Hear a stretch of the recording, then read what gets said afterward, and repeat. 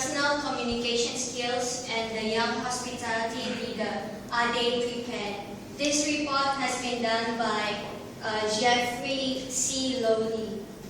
So first, in the hospitality industry, most managers spend around 80% communicating with guests, supervisors, peers, and even subordinates. When they communicate, they would use ways of how to motivate, give directions, and discipline. But if a hospitality manager doesn't have the effective interpersonal skill, then it can lead to confused, unmotivated employees,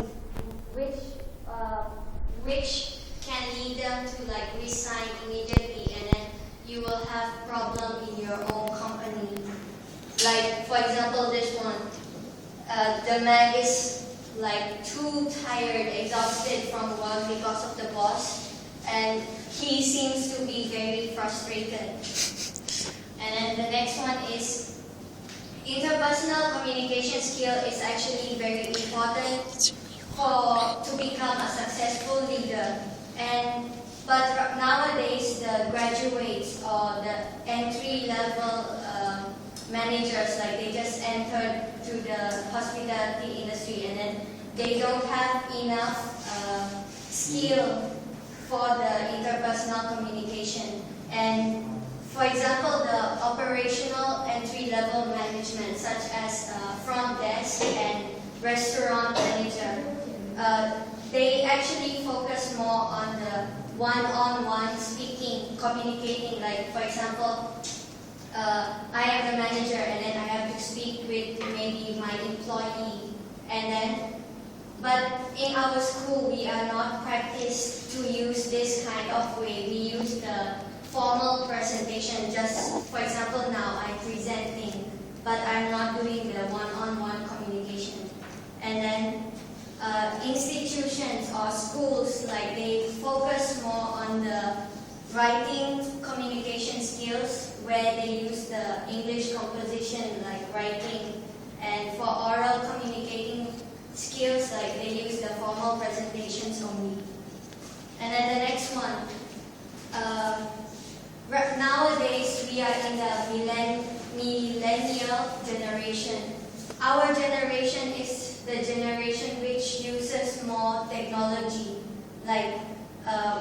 For example, when we use communicating, we use our cell phones, laptops, and computers. But maybe in the previous time, they didn't use any of this. They communicate directly to the person. And then for our generation, it will be difficult. It can be a big problem if we don't know how to communicate face-to-face with another person. And then, so this report is actually, the purpose of the study is to know the difference between the importance of interpersonal skills to become successful. And then the other one is the level of preparedness of the graduate, the person who's entering. And then for the theory, interpersonal communication skill is actually the communication where two or more people are speaking face-to-face. But in this study, actually, they have a few problems because in the beginning, there are no previous studies, so it's new. They have to, in the beginning, they have to make some interviews for the hospitality managers to know what are the components of the interpersonal communication skills. So after the interview, they got 4 different components. The first one is listening, body language, verbal language, and conduct.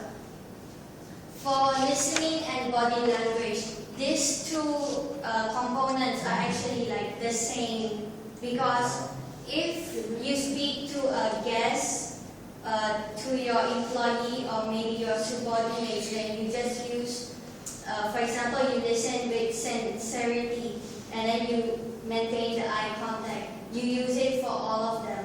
But for verbal language and conduct, if you speak to your, if you communicate to your subordinate, it will be a little bit different, because if you speak to your employee, right, maybe sometimes you have to give them some feedbacks, or maybe for the conduct you have to speak to them in a motivational way, you want to motivate them. But if you speak to your guests or to some other or the shareholders, you will not give them feedbacks and tell them, talk to them in motivational way. And then verbal language is actually not only about what you are speaking, but it's also about how are you speaking, like how are you giving your message to the person. And then for this verbal language, like if you want to have a very effective communication with your employee, then you need to have like dynamic two-way conversation. Dynamic two-way conversation is when your employees can express their opinion, and then you can ask them question, they ask you question also. So it goes two-way, not only the boss telling everything what to do, but the employee can also tell what they want. And then one size fits all is not recommended. One size fits all not recommended means that if a boss is speaking to an employee, or maybe a lot of them, the manager have to know exactly what is the difference between the employees, because if he speak only from one side, then it's like the other employees will not get to know what is the right things. It's not effective way. And then the next one, manager's conduct. For manager's conduct, the manager needs to have like professionalism, and then credibility, confidentiality, truthfulness, motivation, and sincerity. Credibility and professionalism is like this, little bit the same. It's about your level of like position, and then confidentiality, truthfulness, and sincerity. These three can be like together also, because it's about being honest to your staff. If you are not honest, like you always tell them to do something, but that something that you told them to do is actually illegal, then your staff will feel like, oh, maybe next time we should not believe what he says, we should not follow. And then if you speak to your employee also, you want to motivate them, like encourage them so that they can do better in the next time. Next generation. Yeah. Like a leader and boss. Yes. Yes. And then for the methodology, they have made a survey. The survey included verbal language 3 questions and conduct 2 questions. For the survey, they didn't focus on the body language and listening, because they have the same, like there's no difference between the staff and manager. But verbal and conduct have, so they focus on this. And then there were actually 2 parts for the survey. The first one is the importance of interpersonal communication skill and the preparedness of the entry level Like sometimes manager. we forget some words, Most like the questions actually focus on the 5-point Likert scale. Like 5-point Likert scale is actually, if we rate 1, then maybe it means that bad, and then if you rate 5, then it means very good. And then there were actually 180 possible participants, and then they sent the questions to them by US mail. And then in this they use two different methods. The first one is t-test. This is just an example of how they can calculate the difference between the importance and preparedness. For example, let's say that sample A is the importance, and then sample B is preparedness. Then they calculate everything and then see which one is higher. And then after they already found out the result from the t-test, they use interviews. They interviewed 7 participants. And then with the results, at first they sent 180, but out of 180, there were 8 address which they couldn't send to because it was invalid, and then so they only sent 172 altogether, and then 89 of the surveys returned. But with the 89 surveys that returned, only 80 of them was valid, and the other 9 is not. So out of 100% response rate, we have 46.5 only. And then most of the respondents, they rated the importance as higher than the level of their preparedness. And then because they wanted to know what is the reasons that they chose importance higher than the level of preparedness, so they made interviews. And then they interviewed altogether 7 of them. And then after the interview, they have 4 different reasons why they chose importance more than the level of preparedness. The first one is because of lack of leadership experience.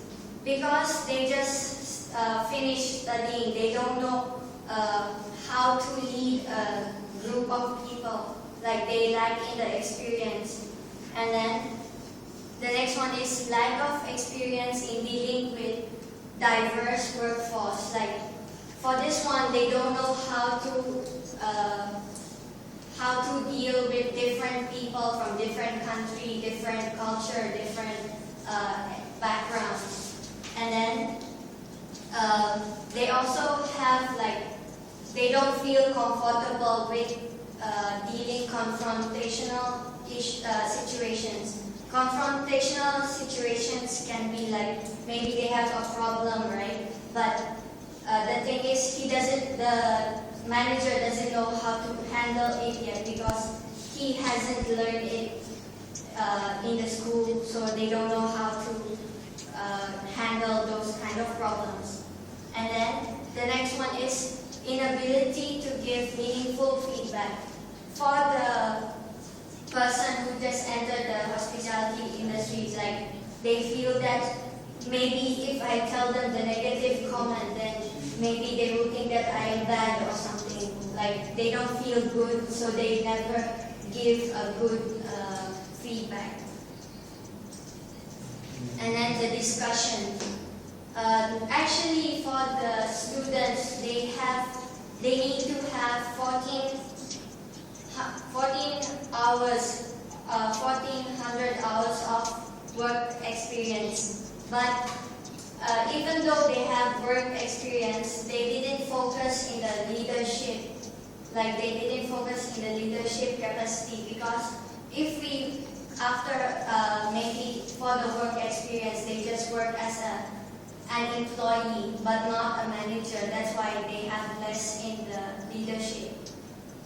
And then in the schools, they know about the theory about leadership and how to supervise, but they have no opportunity of how to apply it. And then there are some problems actually which most of them can face. The first one is ethnicity or culture, generation or age, socio-economic, education, and language. For the ethnicity and culture, because of the culture, maybe we don't do the same thing for the work, so they have problems in dealing with the problem. And then generation or age. For this one, for example, our manager is younger than us, so we feel like we don't respect our manager anymore or something, and then it usually have problem with that. And the next one is socio-economic, like about the money, the salary maybe. The salary is higher or lower, and it's different. And then the education background, maybe some of us maybe have more, we know more from our education, but some of them don't know. And also maybe for the language. Maybe for me, I can speak very well English, but some of them cannot. So how can you communicate to each other? They always have this problem, like miscommunication. And then many of the managers also lack in the experience. Like I said, they don't know how to give proper feedback. And then in conclusion, in the results that they found, there were actually most of the respondents said that they were unprepared, like underprepared. So what I recommend, what was recommended is students should have the opportunity to practice in their classroom about how to handle some problems in the workplace between the manager and the employee. And then with this practice, like they should be criticized, like they should get some feedback, like are they doing good or not? And then they should, the students should also know that by themselves, like did they do well or how did they perform in the classroom. And then the teacher should balance the theory and the application of the interpersonal communication skill of the student. And for application, the student can apply it maybe in role play, simulation, videotape, or case scenarios. For some of this, we have already done, like role play and videotaping and case scenarios. And then once we do the role play of these things, the teachers should also give some questions, ask questions to the students, and then give some feedbacks on how the students perform. And then to be better prepared, if, for example, they already use this kind of application, so the student can be more prepared in the giving direct feedback, and then they will also know how to engage and speak in a very good way to their employee, like in a motivational and sincere way. That's all. Thank you. Yay!